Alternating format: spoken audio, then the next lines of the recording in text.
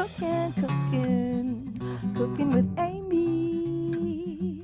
Hi, good morning everybody and welcome back. I have the perfect fall dinner recipe, and the best part about it, it is just so easy. You can really throw it together in 15-20 minutes or less. It's my cranberry pork chops, and it's something a little different. I think we all get stuck in a recipe rut, do a lot of pot roast this time of year, meatloaf and chicken. So this is something when I do something, different, pork chops with this great cranberry sauce. My family I wow them, and who doesn't like wowing their family every once in a while? So started out with some pork chops, and I'm seasoning with a little bit of salt and pepper.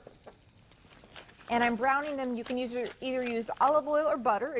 It's up to you. And then I've got a little bit of fresh thyme. If you don't have fresh thyme and you don't want to hassle with going to pick some up, dried thyme would work just fine. Dried thyme, though, is very much stronger than the fresh, so maybe about a half a teaspoon or so. So we're just going to give those pork chops a nice flavor. Brown them up for about 5 to 10 minutes on each side. I started them ahead of time.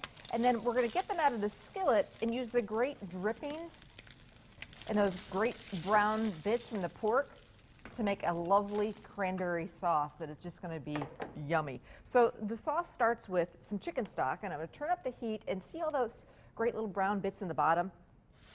That is flavor, and you don't want to be throwing that out. You want to take advantage of it. I get questions all the time about pork.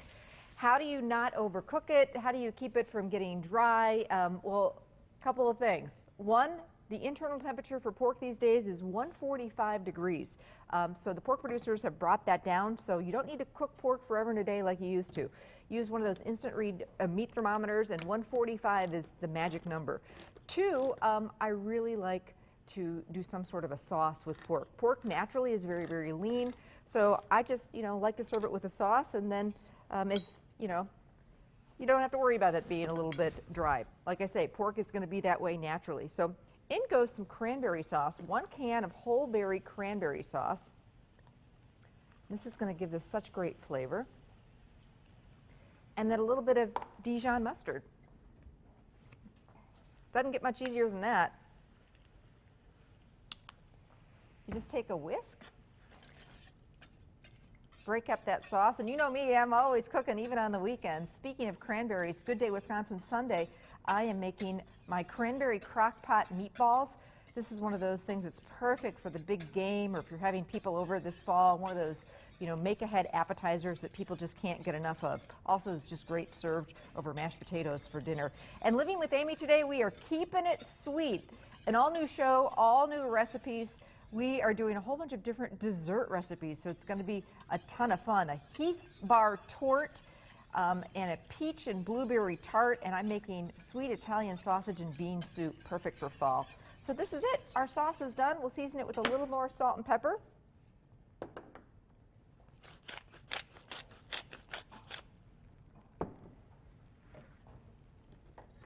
I love to serve this with wild rice. Great with mashed potatoes too, just depends what your family likes.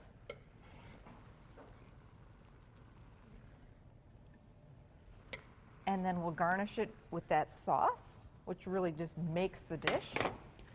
It's kind of sweet and savory. I love cranberries.